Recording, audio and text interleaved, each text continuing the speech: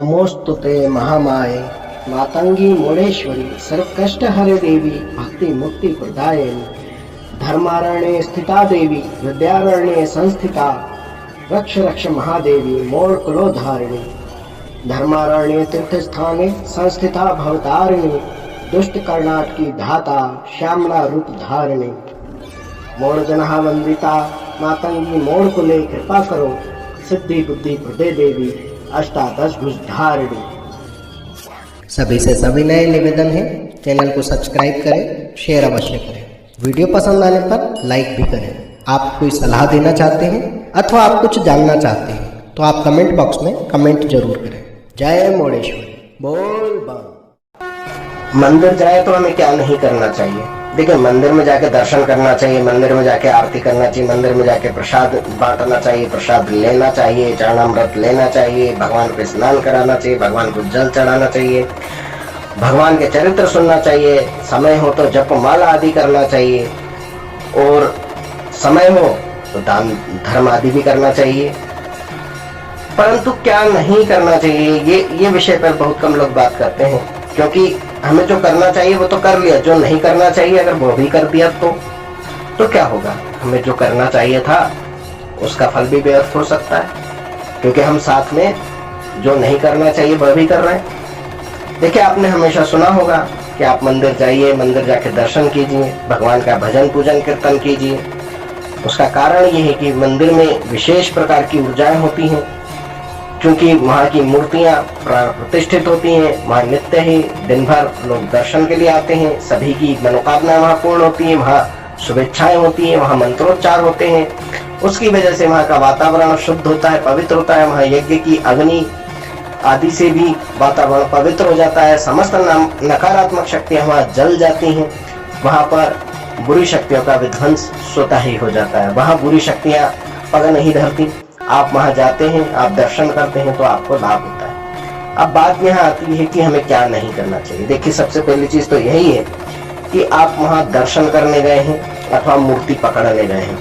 पहली गलती लोग यही करते हैं कि जब किसी मंदिर में जाते हैं तो वहां पर मंदिरों में व्यवस्था कर दी जाती है कि गर्भगृह में कोई प्रवेश न करे, फिर भी लोग उसमें जाने की कोशिश करते हैं, उसमें प्रतिमाओं को छूने की कोशिश करते हैं, उन प्रतिमाओं के मुंह में अपने पास से ले जाया गया खाद्य सामग्री भरने की कोशिश करते हैं, फिर चाहे वह मक्खी हो, चाहे उनके मुख पर से दुनिया भर का चाशनी आदि निथर रहा हो, उनके ऊपर कीड़े चढ़ने लग जाएं, उनको कोई उससे सरोकार नहीं होता, वे तो बस अपनी मन की करने जाते। देखिए, मंदिर में दर्शन करने का अर्थ ही है दर्शन करना। दर्शन का हिंदी अर्थ होता है देखना। क्या देखना है? हमें भगवान के चरित्र को देखना है, भगवान के चरित्र को सुनना है, हमें भगवान के प्रति ही समस्त कर्मों को करना है, ना कि मूर्तियों के प्रति कर्म को करना है। मूर्तियां हमारी दृष्टि का आधार है। हमारी जो शारीरिक दृष्टि है वो भगवान के परम तत्व को नहीं देख सकती, इसीलिए मूर्तियां रखी जाती हैं ताकि हम उनको देख सकें, उनका दर्शन कर सकें, हम इन शरीर की आंखों से भी भगवान का दर्शन लाभ ले सकें। परंतु हमें मंदिर में करना क्या है? जब हम मंदिर में गए हैं, वहाँ ऊर्जा है, वहाँ शक्ति है, वहाँ मंत्रों की ताकत है, वहाँ यंत्रों की ताकत है, वहाँ यज्ञ हवन आदि की ताकत है, असीम ऊर्जा का भंडार है। तो हमें क्या करना है? हमें उसे ग्रहण करना है। हमें किस प्रकार ग्रहण करना है? हमें वहाँ जा करके आंख बंद करके 5-10 मिनट एकांत में बैठ जाना है, एक तरफ बैठ जाना है और ध्यान लगाना है और बंद नेत्रों से भगवान को देखने की कोशिश करना है कि भगवान कैसे दिख रहे होंगे, कैसा स्वरूप होगा, उन्होंने क्या पहना होगा, क्या वो खा रहे होंगे, क्या वे मांग रहे हैं, क्या वे दे रहे हैं, आदि चीजों की आप कल्पना कीजिए। भगवान के दर्शन का तात्पर्य ये नहीं है कि आप मंदिर में जाएं, मूर्तियों को पकड़ें, मूर्तियों को अस्त व्यस्त वहां की व्यवस्था को कर दें।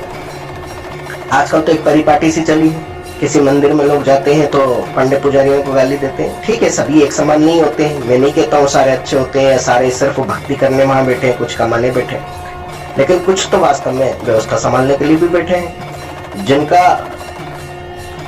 जिनका कार्य ही है कि आपको धर्म लाभ प्राप्त करने के लिए बढ़ाना, ना कि मूर्तियों को छू करके यह महसूस करना कि यह तो पत्थर की प्रतिमा है। देखिए, जब तक आप मूर्ति से दूर रहते हैं, उसके श्रृंगार में, उनके आवरण में आप भगवान तत्व को देखते हैं, तब तक ही वे आपके लिए भगवान होते हैं। उसके बाद अगर आप उन्हें छूते हैं, स्पर्श करते हैं, तो जिस मूर्ति में असीम ऊर्जा है, जिस मूर्ति में प्राण प्रतिष्ठा है, वही आपके लिए मात्र पत्थर के समान हो जाती है। वह आपके लिए पत्थर के समान हो जाती है, न कि सबके लिए।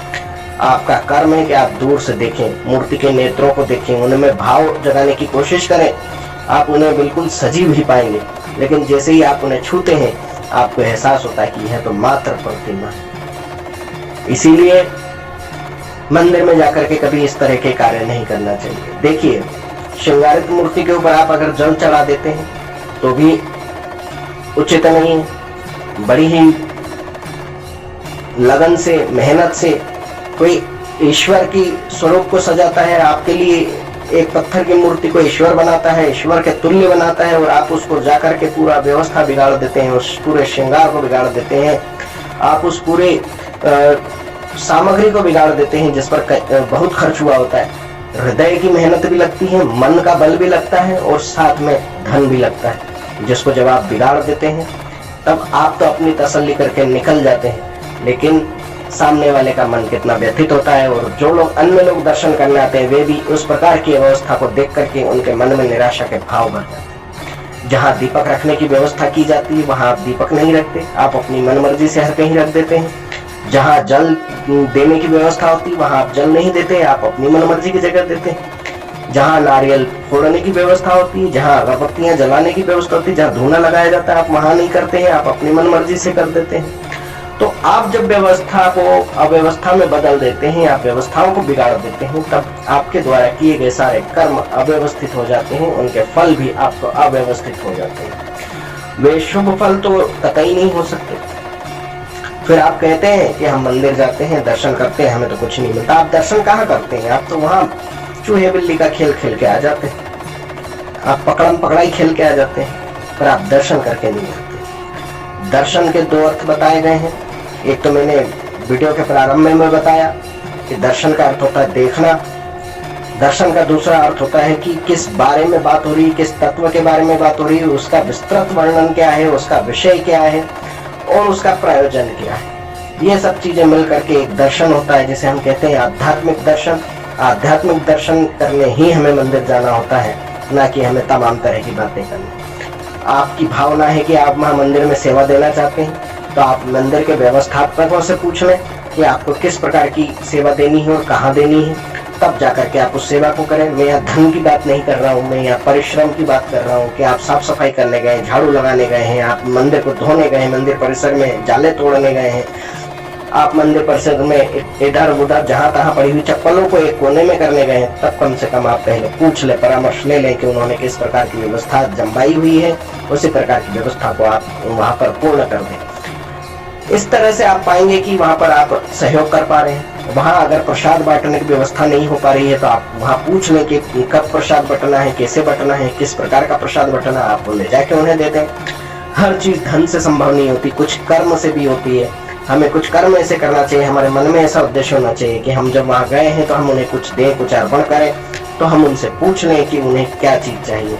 धन तो आप ऐसे भी खर्च कर ही रहे हैं, अपनी मर्जी का ले जा करके उनकी मर्जी का ही दे दीजिए ताकि वे भी खुश हो जाए। खर्च तो आपको करना ही था।